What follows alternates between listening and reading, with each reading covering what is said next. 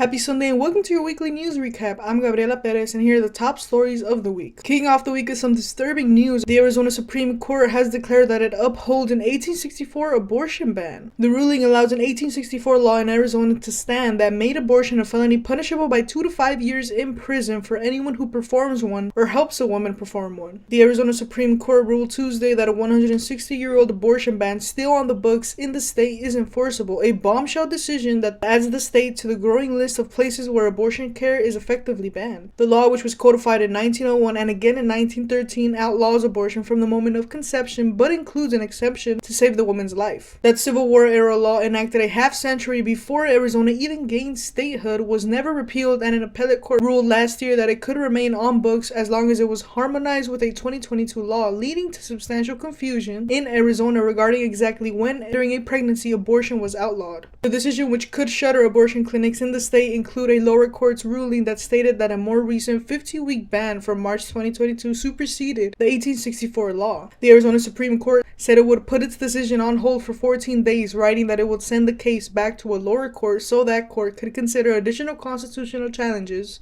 that haven't yet been cleared up. Next, the Vatican opposes gender-affirming surgery, saying it's against human dignity and rejects God's plan for human life. The Vatican released a declaration categorizing gender-affirming surgery and surrogacy as grave violations of human dignity alongside abortion and euthanasia, rejecting the idea that one's gender can be changed. The document, titled Infinite Dignity, was approved by Pope Francis after 5 years of development. While it reiterates Catholic doctrine opposing abortion and euthanasia, it also condemns countries that criminalize homosexuality and denounces violence against LGBTQ+ people. However, LGBTQ+ advocates criticize the document as outdated and harmful, warning of potential real-world consequences for transgender individuals. The Vatican's stance on gender-affirming healthcare was met with criticism for its lack of consideration for the experiences of transgender people. This comes amid a backdrop of increasing hostility towards transgender individuals, including legislative efforts in countries to restrict medical care and rights for transgender people. Moving on, the parents of a mass shooter were sentenced for the first time as James and Jennifer Crumley, parents of Ethan Crumley, the shooter at a Michigan school, received prison sentences on Tuesday. James and Jennifer Crumley faced the families of the victims as they were sentenced for involuntary manslaughter, with the judge emphasizing that the convictions were not about poor parenting, but about repeatedly ignoring warning signs. Judge Cheryl Matthews said that the expanded sentence of 10 to 15 years was to act as a deterrent and reflected the parents' failure to stop the attack. Prosecutors had alleged that the pair had dismissed clear signs that their son's mental health had deteriorated and noted that the parents had bought Ethan Crumley the gun he used in the 2021 attack. In a separate trial for each parent, prosecutors accused the Crumleys of ignoring warning signs about their son's growing mental health crisis. He accused them of being negligent by buying him a gun and not storing it properly. Their son was 15 when he killed 4 students with a semi-automatic handgun at Oxford High School. 7 others were wounded in the shooting. He is now serving life in prison without parole. Ending on an international story, the world's wealthiest people were involved in a global money laundering and tax evasion scheme. The trial began on Monday. The trial related to the Panama Papers scandal began on Monday, involving 27 people accused of money laundering. The scandal, which came to light in 2016 when 11.5 million files leaked from a global law firm in Panama, showed how some of the world's wealthiest people hid money in offshore accounts. The documents also reveal how businessmen used offshore networks to help criminal organizations thrive and allow repressive regimes to stifle opponents. It caused chaos worldwide, leading to investigations and damaging Panama's reputation. The files expose offshore companies controlled by the prime ministers of Iceland, Pakistan, and Saudi Arabia's king. The Icelandic prime minister was forced to resign after it was revealed his family had offshore accounts. Then Pakistani Prime Minister Nawaz Sharif was disqualified for life from office after being implicated in the documents. They have also linked associates of Russian President Vladimir Putin and the family of Chinese President Xi Jinping to offshore accounts. Celebrities involved in questionable financial dealings include football star Lionel Messi and UEFA chief Michael Platini, who are also named in the report. The leaked document exposes politicians, celebrities, and billionaires. The scandal led to the closure of Mossack Fonseca, a major Panamanian law firm in the global offshore industry that represented 300,000 companies worldwide. Panama has changed laws since then, but the trial may face challenges due to legal complexities. The trial is expected to last until April 26. That's all for this week. From politics to crime, I look forward to giving you independent coverage every week. Subscribe and follow my social media pages to catch up on the latest news. I'll see you next week.